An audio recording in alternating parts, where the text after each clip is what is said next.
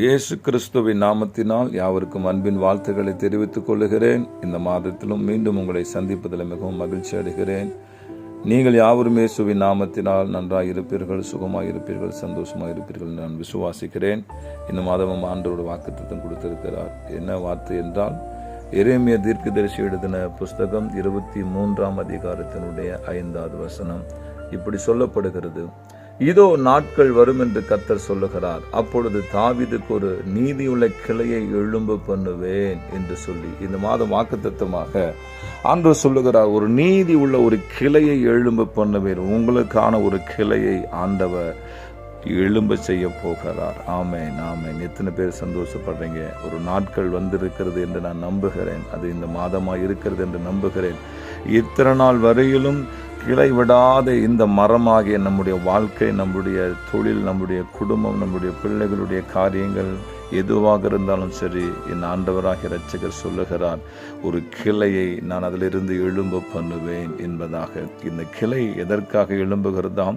நான் மரித்து போகவில்லை, உயிரோடு இருக்கிறேன் என்பதற்கு அடையாளமாய் அது கிளை எழும்புகிறது. கிளை எதற்காக எழும்புகிறது?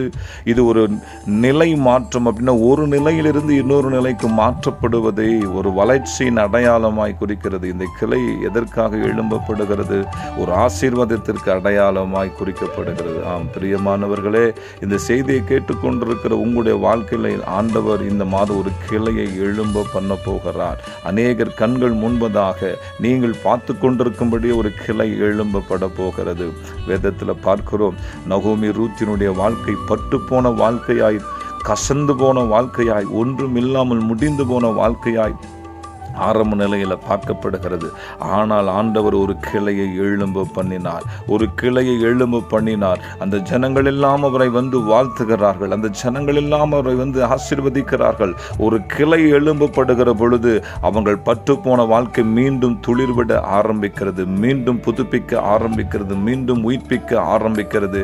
இந்த செய்தியை கேட்டுக்கொண்டிருக்கிற உங்கள் வாழ்க்கையிலும் ஒருவேளை நகோமின் ரூத்தின் வாழ்க்கை போல ஒரு பட்டு போன வாழ்க்கையே இருக்குமானால், ஒரு வளர்ச்சி இல்லாத வாழ்க்கை, ஆசீர்வாதமான இல்லாத வாழ்க்கை, எதுவுமே இல்லாத உயிரற்ற நிலையில் இருப்பீர்களானால் உங்களுக்கான கிளையை ஆண்டவர் இந்த மாதம் எழுப்பப்பட போகிறதால் இந்த வார்த்தை கேட்டுக்கொண்டிருக்கிற உங்கள் வாழ்க்கையில் இந்த வார்த்தை வல்லமையாய் செயல்பட போகிறது.